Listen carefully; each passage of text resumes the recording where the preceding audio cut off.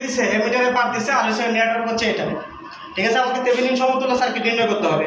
তাইলে একটা জিনিস খেয়াল করেন, যখন লোডকে আমি ওপেন করে দিব তখন কি পাওয়া যায়?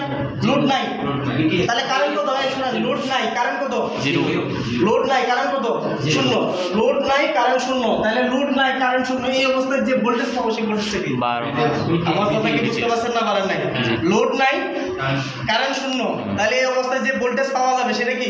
Open circuit voltage. কি বলেন? Open circuit voltage. তাহলে আমরা লিখতে পারি when যখন I is equal to 0, ঠিক আছে, তখন কি ওপেন? Load open. তখন লোড কি ওপেন না? তখন লোড ওপেন। যেহেতু ওপেন, এই অবস্থায় যে ভোল্টেজ পাই সেই ভোল্টেজটাই কি? এই অবস্থায় ভোল্টমিটার। লোডটা নাই, ওপেন, কারেন্টের লোড দিচ্ছে না, তাহলে এটা ওপেন। তাহলে ওপেন অবস্থায় এই দিক দিয়ে কারেন্টের পরিমাণটা কি যাচ্ছে? I equal to কত? 0। তাহলে এই অবস্থা ভোল্টমিটার কত বার দিচ্ছে? তাহলে ওপেন, সুতরাং ওপেন সার্কিট ভোল্টেজ সমান কত? 12 ভোল্ট। আর এই ওপেন সার্কিট ভোল্টেজই হচ্ছে কি? Thevenin voltage. তাহলে VTS equal to open circuit voltage equal to কত? 12 ভোল্ট। তাহলে VTS পাই গেলাম। আচ্ছা, এরপরে যখন আমি 3 এম্পিয়ার কারেন্ট যাচ্ছে, তাহলে 3 এম্পিয়ার কারেন্ট যাওয়া মানে কি? এটা শর্ট।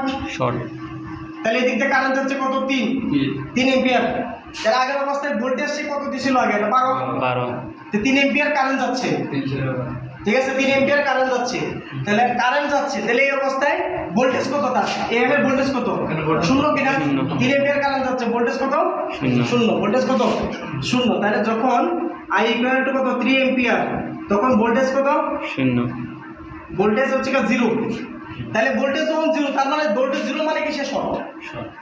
ভোল্টেজ 0 মানে কি? শর্ট।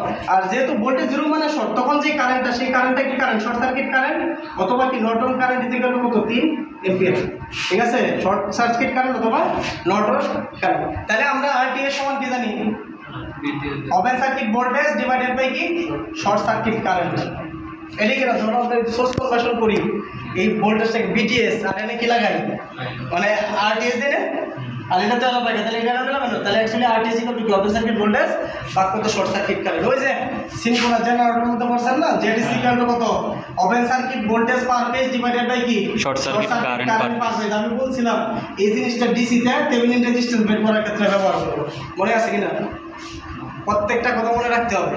তাহলে হয়ে গেছে। তাহলে ওপেন সার্কিট ভোল্টেজ কত? 12, শর্ট সার্কিট কারেন্ট কত? 3। তাহলে কত হয়? 4 ওহম। যেহেতু সমতুল্য সার্কিট অঙ্কন করতে বলছে, তাহলে আমাকে RTH দেখাইতে হবে, আর একটা কি দেখাইতে হবে? Plus minus VTS। তাহলে VTS আছে কত? এটা 12, আর এটা কি RTH ইকুয়াল টু কত? এটা 4 ওহম। আর এনে লুপ কোনটা দেওয়া আছে? এরকম দেওয়া আছে, বাস আমরা লুপটা দিয়ে দিলাম। ঠিক আছে, যা দেওয়া থাকবে তাই দিয়ে দিলাম। ঠিক আছে, কথা ক্লিয়ার? তাহলে এটাই হচ্ছে কি আমাদের থেভেনিন সমতুল্য সার্কিট। লুপ যদি দেওয়া না থাকে, এনে যদি AB দেওয়া থাকে, তাহলে এনে আপনি AB দিয়ে দিবেন। কথা কি ক্লিয়ার? যা দেওয়া থাকবে তাই আছে। ক্লিয়ার?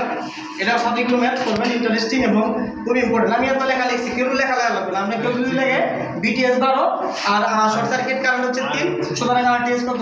ওপেন সার্কিট ভোল্টেজ বা শর্ট সার্কিট কারেন্ট, সার্কিটটা দিয়ে দিবে, শেষ।